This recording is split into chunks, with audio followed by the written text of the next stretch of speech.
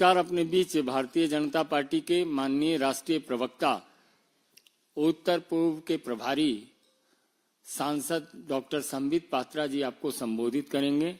मेरा विनम्र निवेदन है माननीय पात्रा जी से आपको संबोधित करें।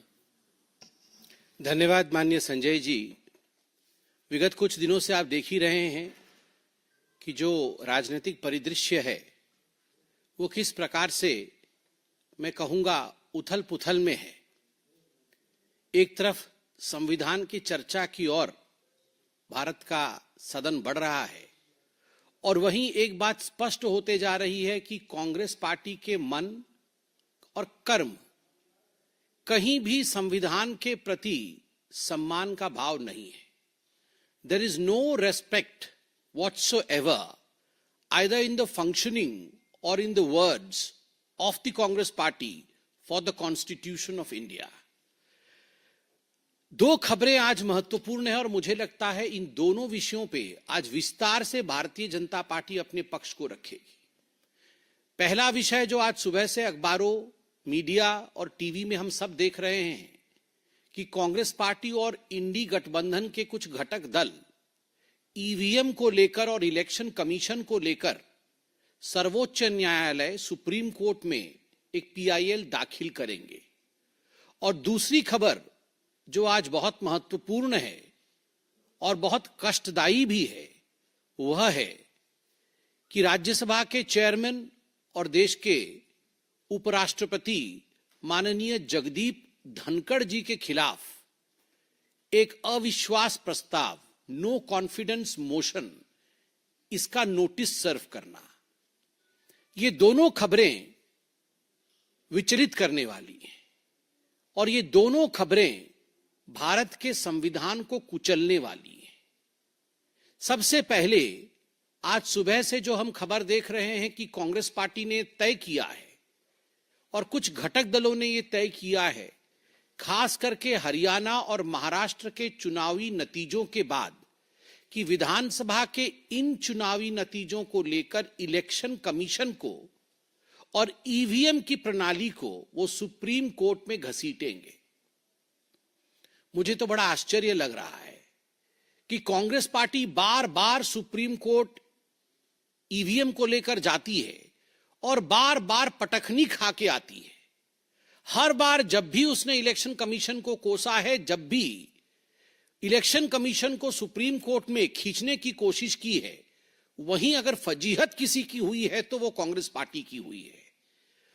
और एक बात गौर करने की है, 23 नवंबर को जब महाराष्ट्र के विधानसभा के चुनाव की गिनती हुए थे, उसके पश्चात इलेक्शन कमीशन के प्रेस कॉन्फ्रेंस को हम सबने देखा।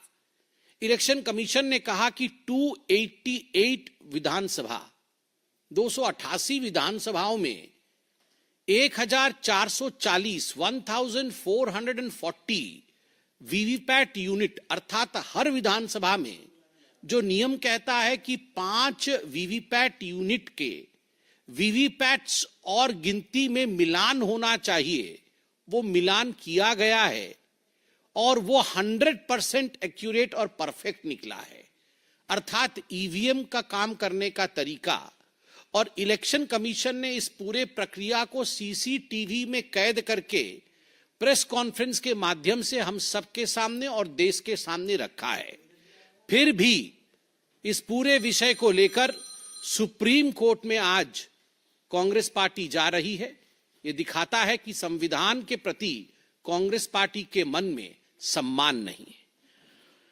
और याद करिए, 26 नवंबर को ही, 26 नवंबर 2024 को ही एक पीआईएल जो कि के.ए. पॉल ने दाखिल किया था ग्लोबल पीस इनिशिएटिव की तरफ से, उस पर सुनवाई करते हुए सुप्रीम कोर्ट ने इस पूरे मसले को खारिज किया था कि ईवीएम का जो रोना आप रोते हैं आके सुप्रीम कोर्ट में, जीत जाएं तो सब कुछ ठीक है, हार जाएं तो ईवीएम का रोना।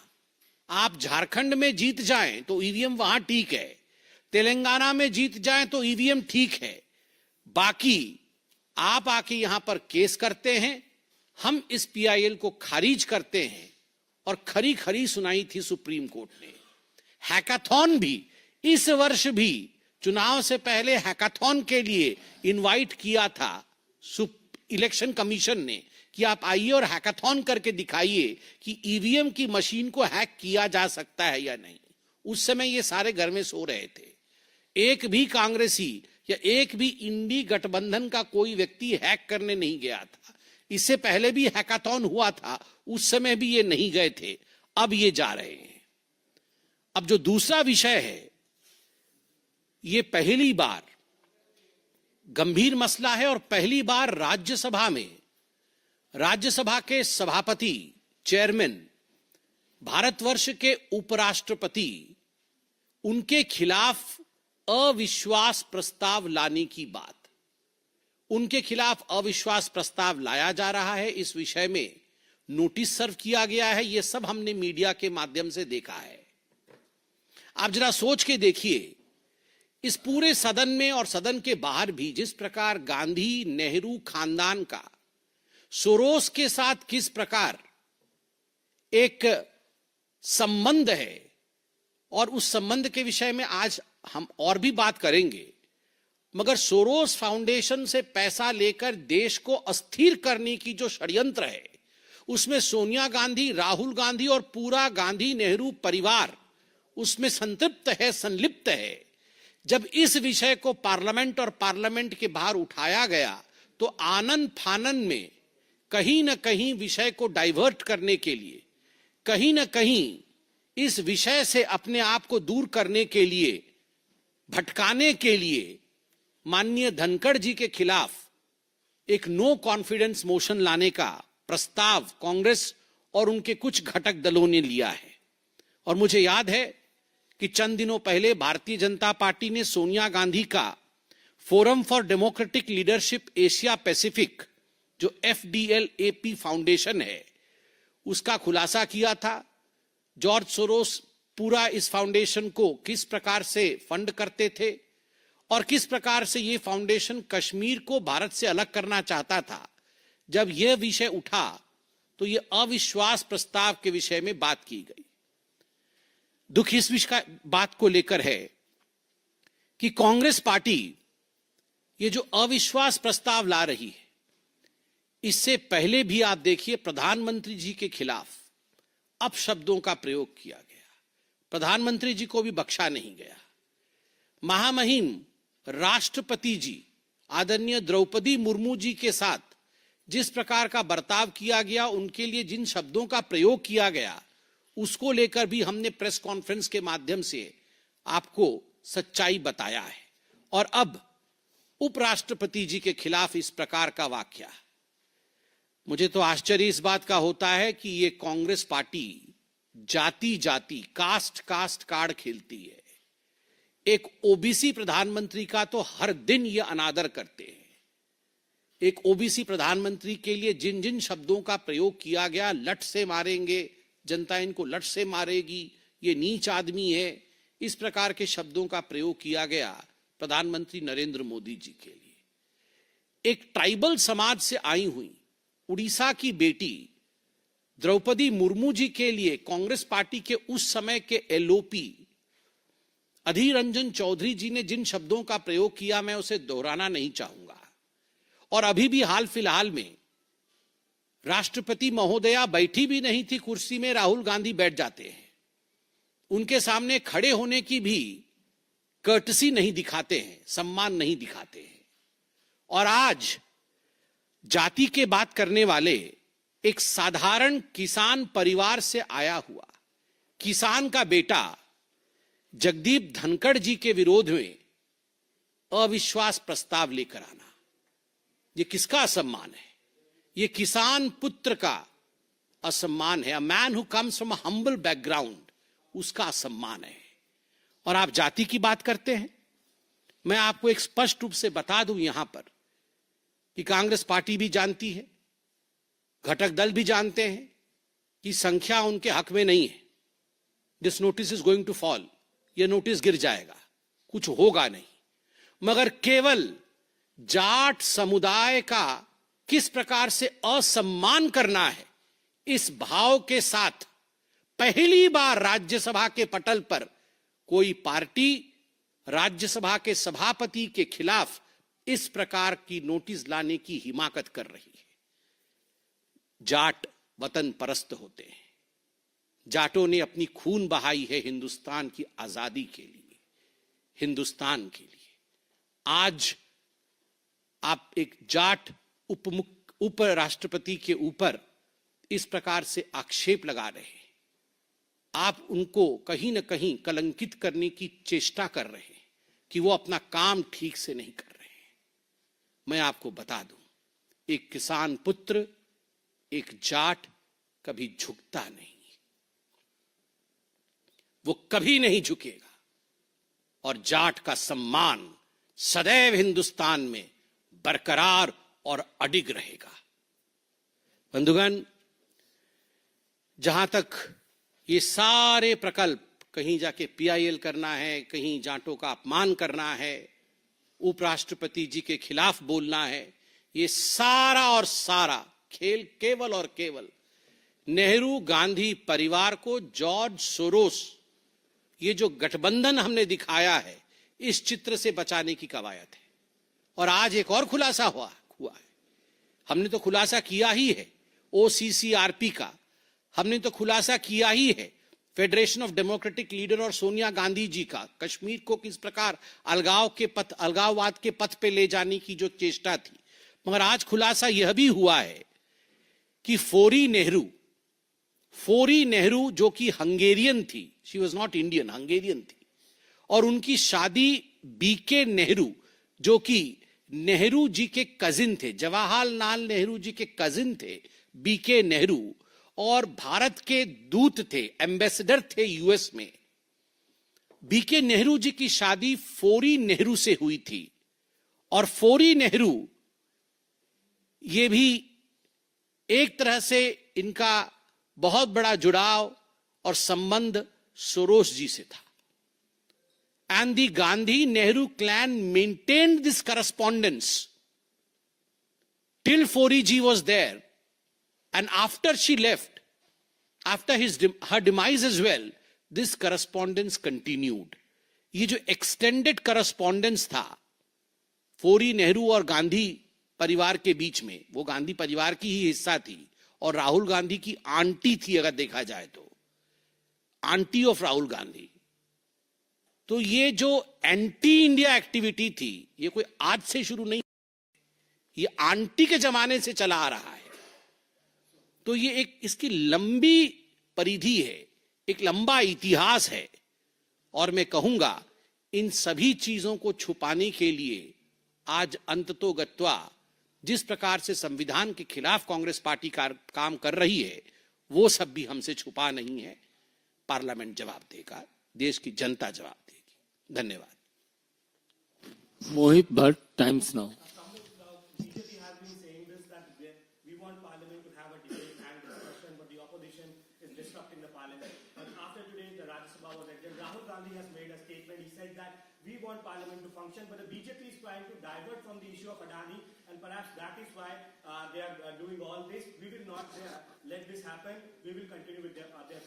How do you see this? See, as far as the antiques and the gimmicks of the Congress party in the parliament is concerned, that is for the whole nation to visualize and see. Just imagine, almost every day, the theatrics that the Congress party continues to have on the gates of parliament is open to all. I mean, we have t-shirts, we have stickers, then we have bags, we have masks. So what is Congress into? I mean, like, while we in the BJP, the member of parliaments, are preparing documents, we are preparing documents every day evening, that tomorrow what would be the notice of 0 hour, what are the questions that we are going to raise. The Congress party is busy with all these accessories. On one hand, BJP is preparing documents, on the other hand, Congress is busy preparing tracksuits, stickers, hats, caps, masks. अब यही सब काम करेंगे, वो factory खोले cap, mask, hat, PAT का। हम अपना काम करेंगे, उनको ये काम करने दीजिए। विनीत, टीवी 18। सर, अगर हम बात करें सर, ताहिर हुसैन जो है 2020 के दंगों के आरोपी हैं, उन्हें एआईएमआईएम ने अपना उम्मीदवार बनाया है, कैसे देखते हैं सर? देखिए, जहां तक ताहिर हुसैन का सवाल है, इसमें किसी प्रकार का किसी के मन में भी संशय नहीं है कि ताहिर हुसैन वो व्यक्ति है जिसने 2020 में दिल्ली में जो दंगे हुए उसमें उसकी एक प्रमुख भूमिका थी। तब ताहिर हुसैन आम आदमी पार्टी में थे और अपने घर के छत से किस प्रकार षड्यंत्र करते हुए, एक रचाया हुआ षड्यंत्र था, प्रीस्क्रिप्टेड षड्यंत्र था, उस षड्यंत्र के अंतर्गत हिंदू मुसलमान दंगे कराने का काम ताहिर हुसैन ने किया। अब ताहिर हुसैन सलाखों के पीछे है, मल्टीपल केसेस उसके खिलाफ चल रही हैं, आज तक वो सलाखों से बाहर नहीं आ पाया। मगर देखिए किस जल्दबाजी से AIMIM ने ताहिर हुसैन को टिकट दे दिया है। टिकट क्यों दिया है? ये जीभ चिढ़ाने के लिए दिया गया है हिंदुओं को। It is a message to tease the Hindus कि जिसने तुम्हें मारा, जो तुम्हारे खिलाफ है, हम उसको प्रमोट करेंगे। तो ये संदेश बड़ा साफ है, हम भी अपना संदेश दे दें, एक हैं तो सेफ हैं, एक हैं तो सेफ है, वरना ताहिर हुसैन जैसे लोग हिंदुस्तान के संविधान के साथ खिलवाड़ करने के पश्चात भी सलाखों के पीछे से रहकर देश की एकता को खंडित करने, उसे तोड़ने का पूरा प्रयास कर रहे हैं। और हम तो यह भी जानना चाहेंगे इसमें उनके आका जिसने ताहिर हुसैन को जन्म दिया, अरविंद केजरीवाल जी का क्या कहना है, क्या मानना है, वो भी जवाब दे। पहले तो वो भी डिफेंड कर रहे थे ताहिर हुसैन को। आनंद,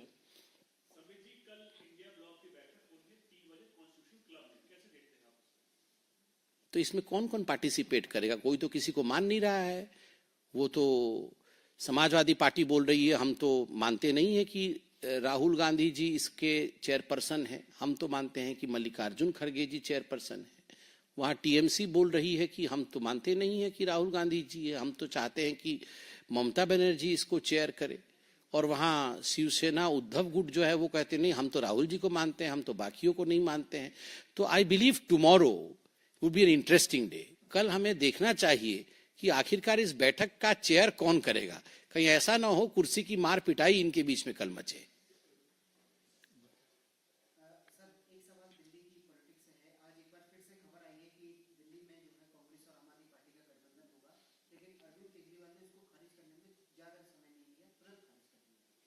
देखिए, जहां तक दिल्ली की राजनीति का सवाल है, आप कुछ दिनों से देख रहे हैं पूरी तरह से कंफ्यूजन में चल रहा है।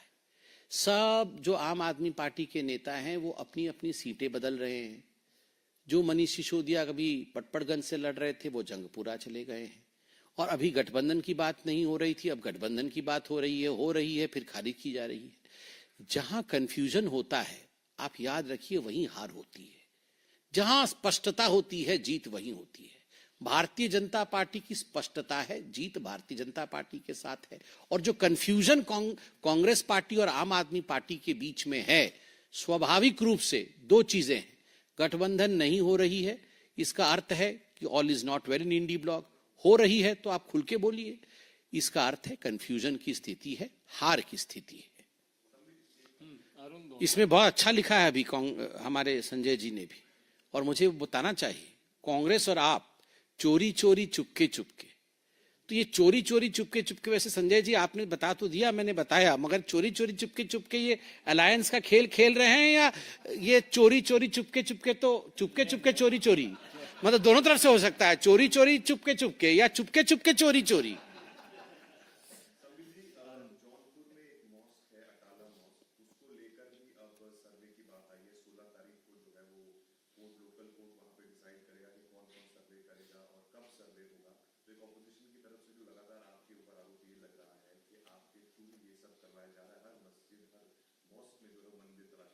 देखिए, कोर्ट ने अभी कुछ बोला नहीं है, ये भविष्य में होगा, क्या होगा हमें पता नहीं है।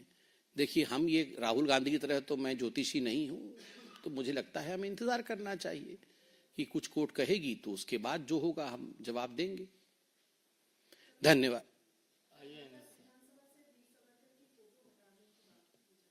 कहां से?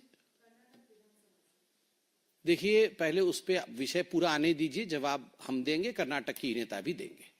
धन्यवाद। बहुत बहुत धन्यवाद।